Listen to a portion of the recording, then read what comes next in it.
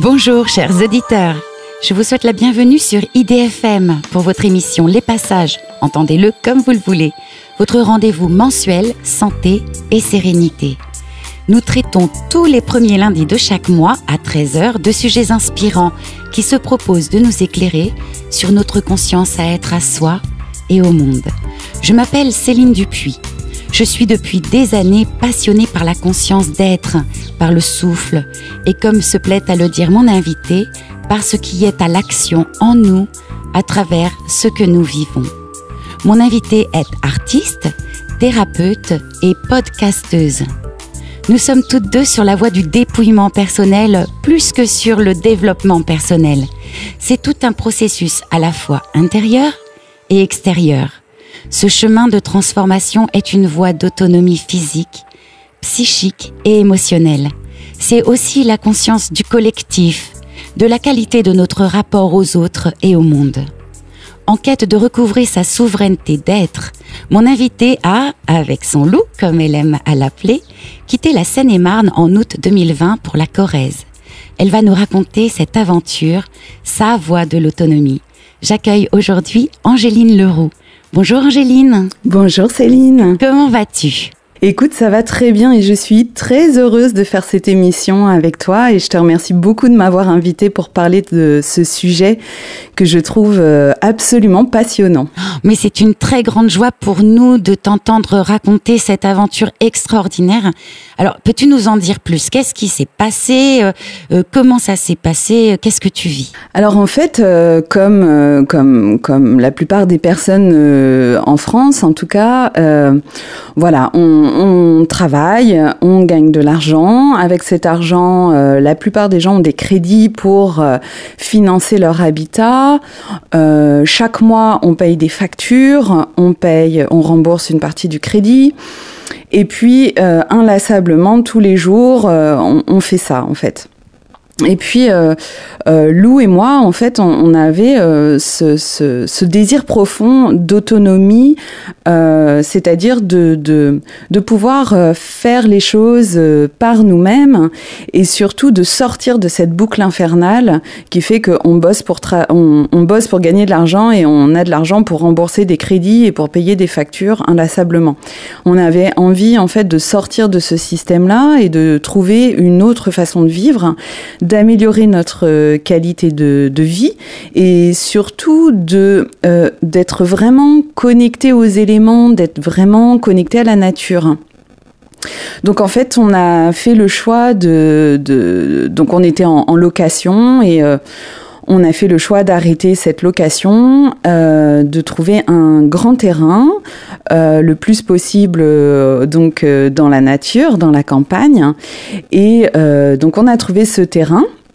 C'était juste avant le premier confinement, 4 jours avant en fait. Et dès que le confinement est arrivé, j'ai dit à Lou, il faut absolument prendre ce terrain, c'est l'occasion ou jamais, c'est le moment ou jamais. Et donc on s'est lancé comme ça. Et le projet, c'était de construire une petite maison en bois et de vivre sur de l'autonomie énergétique, c'est-à-dire de vivre avec notre propre électricité, notre propre eau, de faire de la récupération d'eau et puis faire notre potager et surtout de faire tout ça par nous-mêmes, c'est-à-dire de pas prendre de crédit, de construire nous-mêmes, de faire tout ensemble. Et donc, c'est parti comme ça. Et Lou est arrivé sur le terrain 1 mois avant moi. Et il a commencé en dormant à la belle étoile sur des palettes sous le pommier. Il n'y avait rien du tout. Et puis, il a commencé par construire installer la tente qui nous a permis de vivre au moins pendant les premiers moments à l'abri. Et puis moi, je suis arrivée 1 mois plus tard. Et on a ensuite construit un chalet de 20 mètres carrés qui sera mon futur atelier, mon futur cabinet. Et on avait besoin de construire ce chalet-là pour pouvoir passer l'hiver confortablement au chaud, pouvoir se laver et avoir tout ce qu'il faut. Et donc voilà comment les choses se sont passées. Et donc là, on a installé on vit dans le chalet de 20 mètres carrés. Et donc, être dans ce chalet nous permet de pouvoir construire notre maison de façon, tout à fait tranquillement, en fait, sans pression. Et puis, on est en autonomie énergétique au niveau électrique. On a été en autonomie dès le mois de septembre, donc ça a été assez vite. On a nos propres panneaux solaires et puis on a l'électricité. Voilà, on peut faire tout ce qu'on veut. On n'est pas raccordé au réseau, en fait. Alors là, pour l'eau, en fait, on vise, on a le projet d'installer des cuves qu'on va enterrer, des cuves en béton pour récupérer l'eau de pluie. Et là, en attendant, on s'est quand même mis sur le réseau d'eau potable du coin pour le chalet, parce que c'était le plus simple, en fait. Mais à terme, on va couper ça et dès que les cuves béton seront installées, on pourra vivre avec l'eau de pluie qu'on récupérera. Et sinon, là, on a fait pas mal de récupération d'eau dans des citernes, enfin dans des cuves. On a 6000 litres de récupération d'eau de pluie qui serviront essentiellement pour le jardin, pour arroser le jardin, les plantes, le potager. Mais on s'en est pas mal servi déjà, notamment cet été, on se lavait avec l'eau de pluie en fait.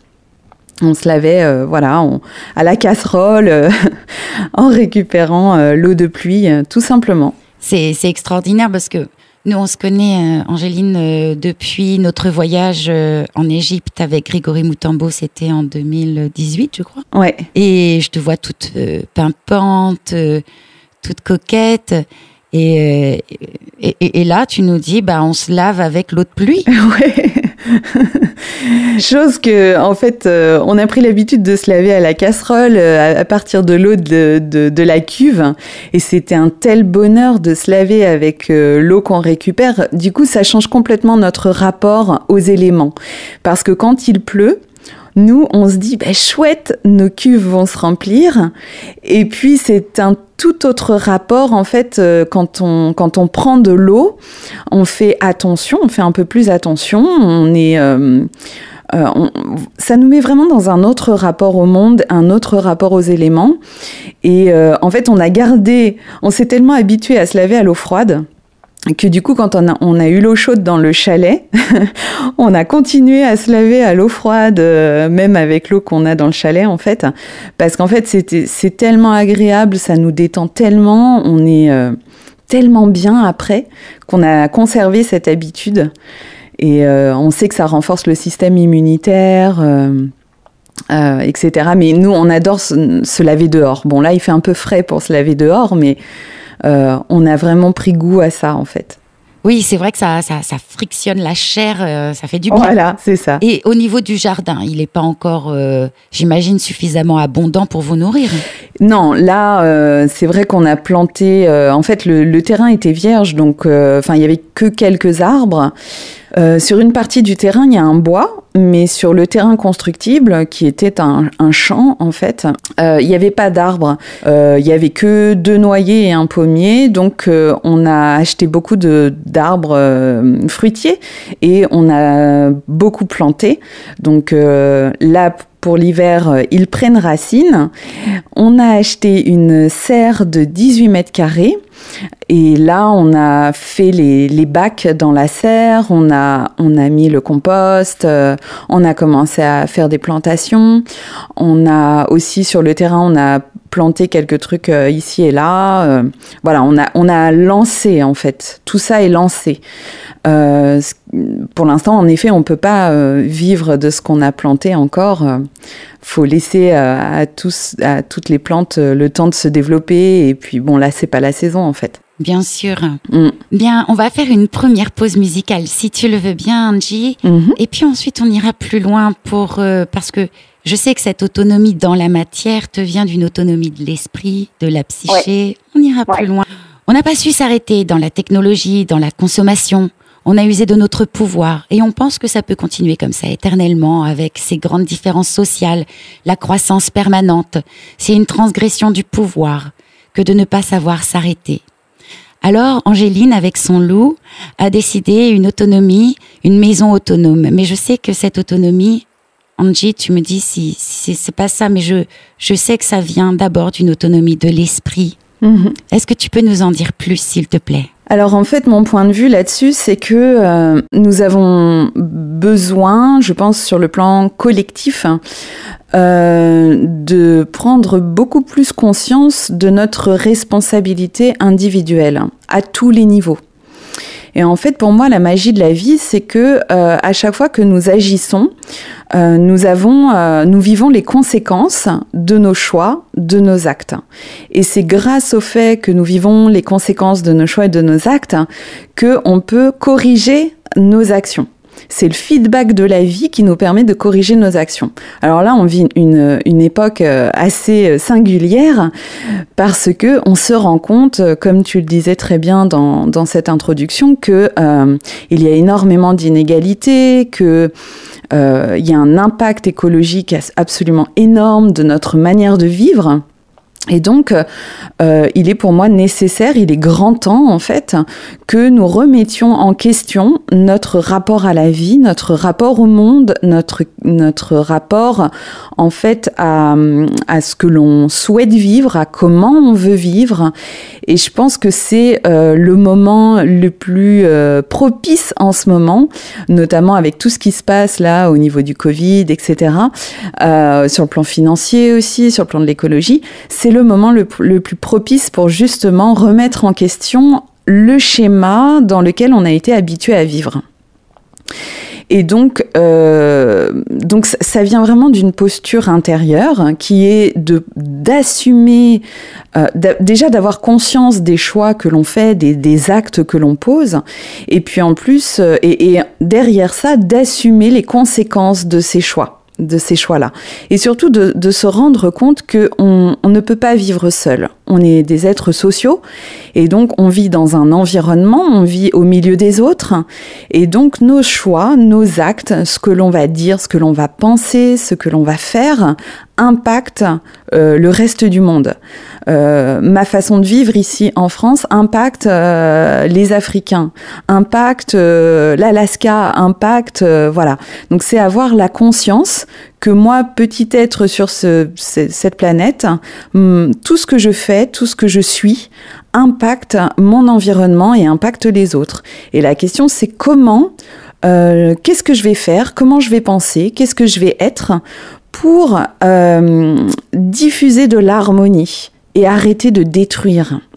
Donc, voilà, tous nos choix, à Lou et à moi, sont posés sur cette base, sur cette posture individuelle, en fait, qui demande à prendre en compte autour, en fait, ce qui se passe autour.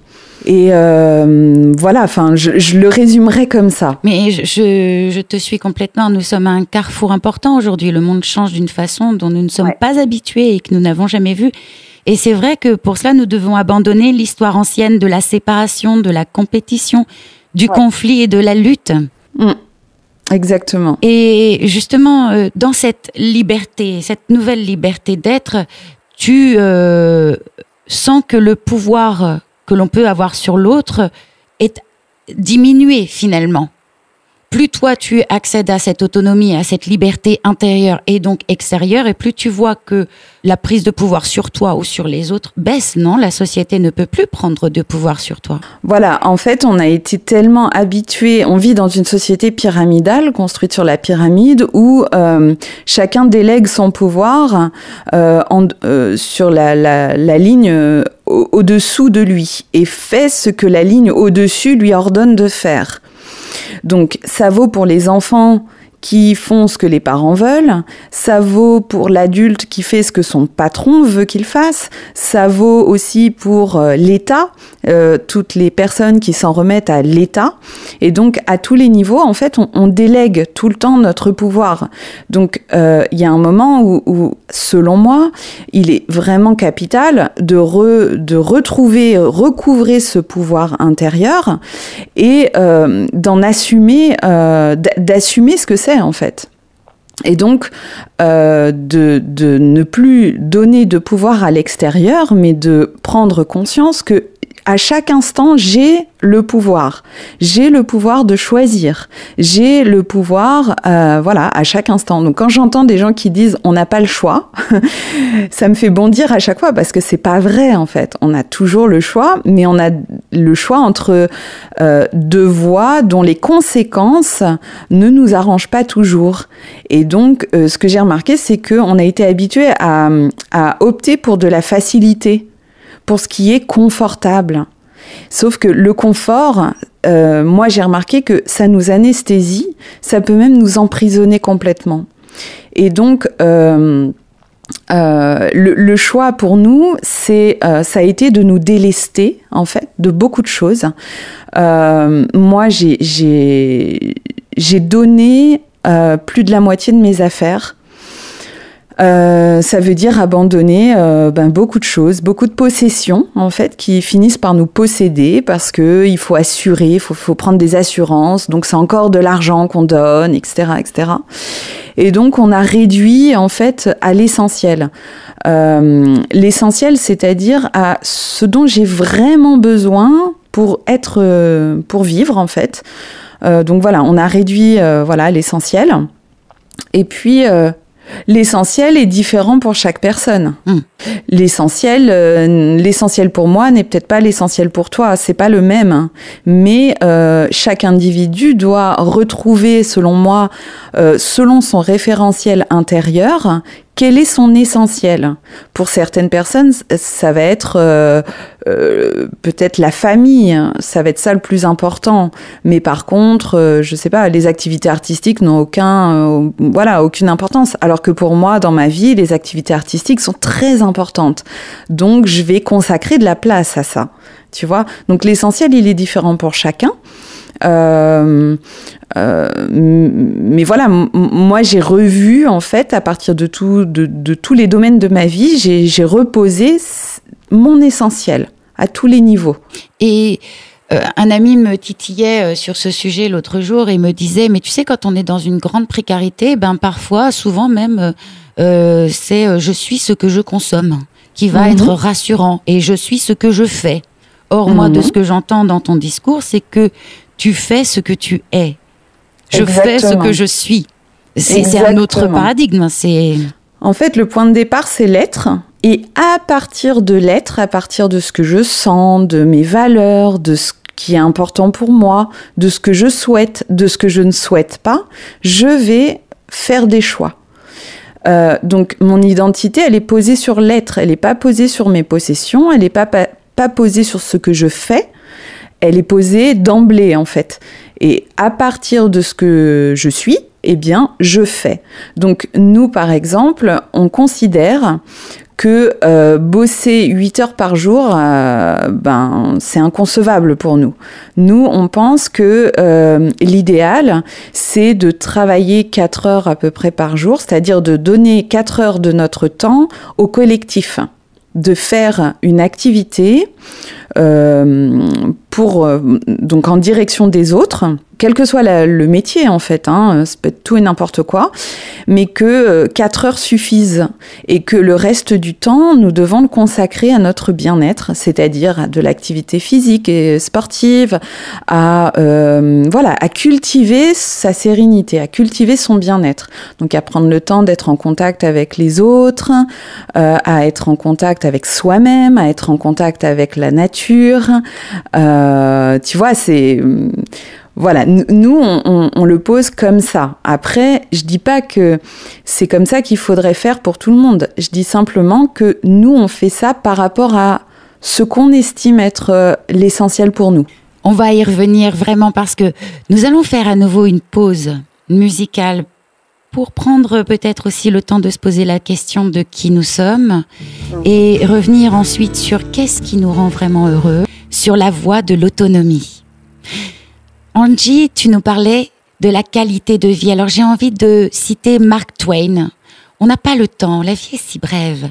Pour les chamailleries, les excuses, l'animosité, les appels à rendre des comptes, on n'a que le temps, pour aimer. Et pas un instant de plus pour faire autre chose que cela. Alors aimer la vie. C'est une très très belle citation, je trouve.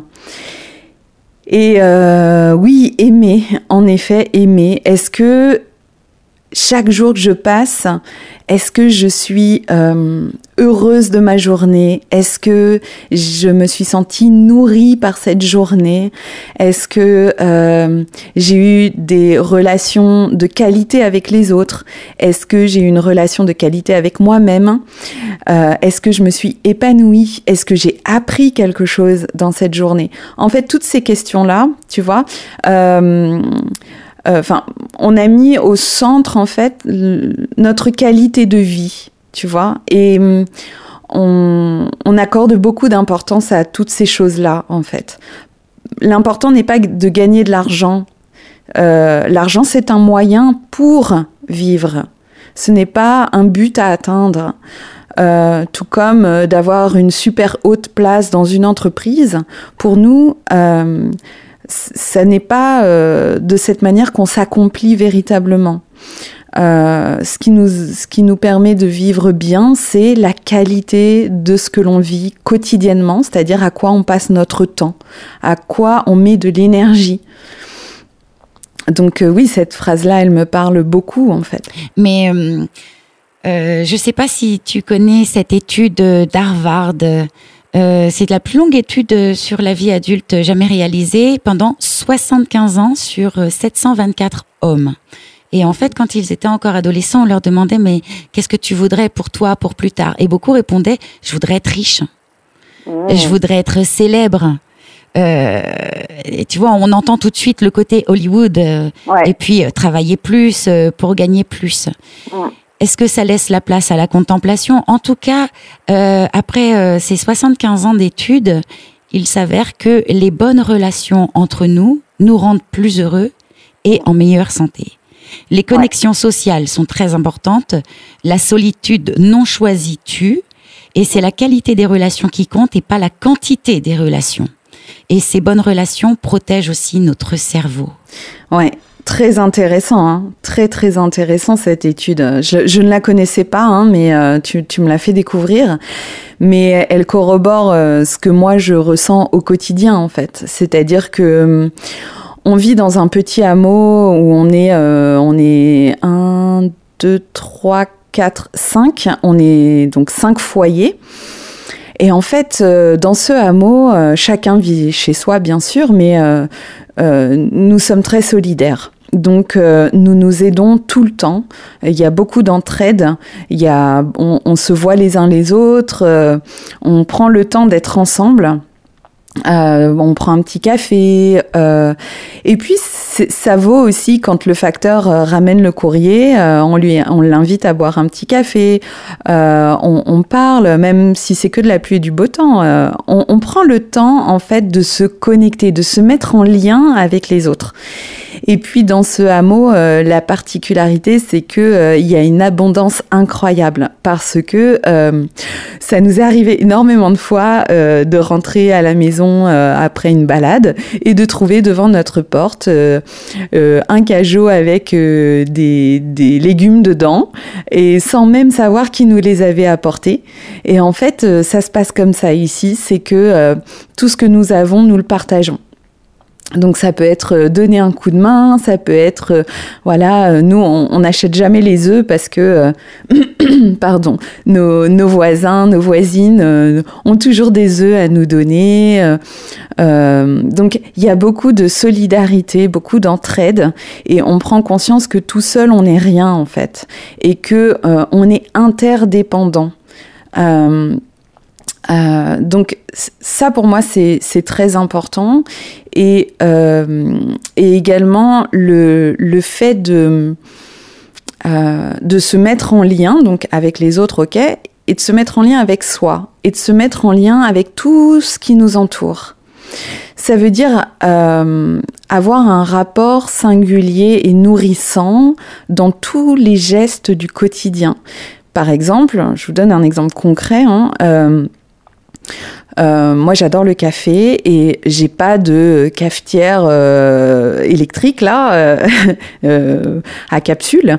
Je prends mon café chez un torréfacteur le plus souvent possible. Je le fais dans une cafetière à piston, donc qui ne nécessite pas d'électricité, etc. Je prends un mug qui a été fait par une céramiste, par une potière, et c'est comme un rituel. C'est-à-dire que le moment où je prépare mon café, je suis pleinement présente à mon café et c'est quelque chose, c'est un grand cru quelque part et on aime avec Lou dire qu'on vit une vie de luxe, une vie grand cru et notre vie grand cru à nous, c'est le fait que chaque chose que l'on fait au quotidien nous nourrit. Chaque chose, tu vois, voilà, moi j'aime la beauté, j'aime l'harmonie, donc c'est vrai que je vais y consacrer de l'énergie à ça. Peut-être que ça parle pas à d'autres personnes, mais peu importe, chacun fait comme il le sent en fait. Chacun fait comme c'est aligné pour lui. Et en effet, courir après l'argent, courir après la célébrité n'a jamais rendu heureux, on le sait très bien. et donc, nous, voilà, on préfère se mettre en lien à chaque instant, dans chaque geste du quotidien, avec ce qui nous nourrit, avec ce qui nous fait du bien. Et cette attention posée sur chaque instant amène de la lumière. Amène, voilà, c'est ça, on est dans un lien amoureux, c'est-à-dire conscient, voilà, on est dans un lien conscient avec les choses, avec les gens, avec tout ce qui nous entoure. Je parlais de la pluie tout à l'heure. En ville, quand il pleut, tout le monde râle.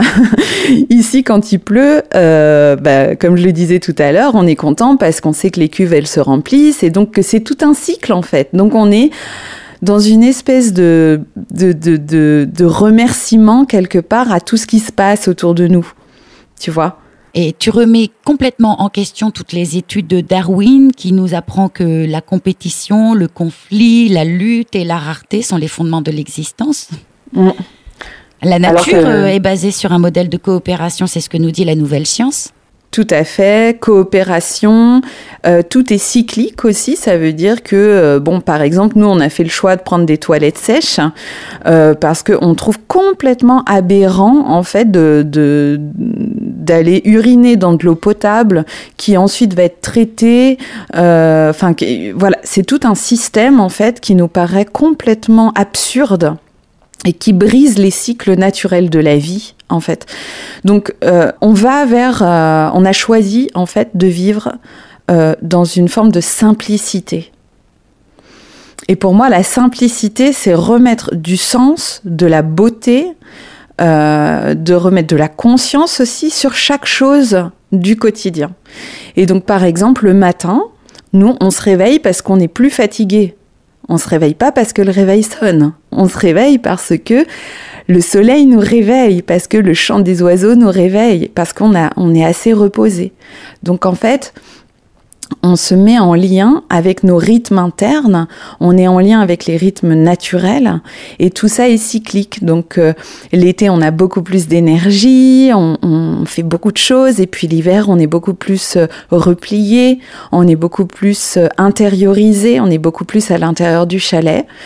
Mais tout ça remet du sens, un sens profond sur les choses de la vie quotidienne en fait. Et c'est ça qui fait que ça augmente la qualité de vie. Sweet Home. Angéline, peux-tu nous dire où vous en êtes maintenant et quels sont vos projets ? Alors, on en est où ? On est en train, en fait, de revoir tout notre projet de A à Z. C'est assez drôle d'ailleurs. En fait, à la base, on était parti sur une maison en bois sur pilotis et l'idée, c'était de faire un jardin à l'intérieur de notre espace de vie qu'on voulait très luxuriant, un peu jungle, quoi, avec plein de plantes, faire un espèce de potager à l'intérieur. Donc, on misait sur une maison de 99 mètres carrés, ce qui est quand même assez grand, finalement. Et puis, depuis qu'on a acheté la serre, du coup, on s'est dit, mais en fait, 99 mètres carrés, c'est beaucoup, c'est plus d'isolation, plus de toiture, plus de bois, etc. Donc, on s'est dit tout récemment que 99 mètres carrés, c'était trop. Donc, on a fait une coupe sèche dans la maison et on a décidé de revoir tous les plans, de tout revoir. Et donc, de faire plus petit, d'optimiser l'espace au maximum. Donc là, la semaine dernière, j'ai refait les plans pour une maison de 60 mètres carrés. Donc comme on a déjà acheté le bois pour faire la dalle, la structure en bois de la maison, eh bien, on va se servir de tout ce bois pour construire nous-mêmes cette maison beaucoup plus petite, donc plus économique aussi. Et donc là, voilà, on est en train de revoir tout ça et on n'a plus que ça à faire en fait. On n'a plus que la maison à faire. Et s'il reste du bois, Lou, il a très envie de faire une petite maison, petite cabane dans le bois qui est sur le terrain. Donc voilà, ça c'est pour le côté Robinson, le côté aventure, petite cabane pour être un peu tout seul dans la forêt. Donc voilà où on en est et sinon, on a très envie de partir à l'aventure. Donc, on a très envie de faire le chemin de Compostelle à pied. On a très envie de découvrir des endroits, de partir. On a beaucoup voyagé en van jusqu'à maintenant. Et là, on a envie de partir à l'aventure à pied, en fait. Ou peut-être à vélo. Mais voilà, donc on se dit, on construit la maison. On pense que si on s'y prend bien, on pense qu'en septembre prochain, tout sera terminé. On n'aura plus rien à faire. Et ça nous permettra de partir à l'aventure, visiter des endroits, marcher, rencontrer des gens. Voilà, en tout cas, c'est ce qu'on a envie de faire. Alors, excuse-moi, moi, je suis un petit peu, tu vois, à me dire, mais comment vous allez manger comment vous allez gagner de l'argent pendant ce voyage? Comment ça va se passer? Alors nous, on s'inquiète pas pour l'argent. Bon, déjà moi je travaille, donc là, Lou consacre tout son temps à notre projet. Donc lui, il peut pas travailler en même temps, ce serait beaucoup trop énergivore. Donc moi je travaille, je ramène l'argent pour qu'on puisse vivre au quotidien, très simplement.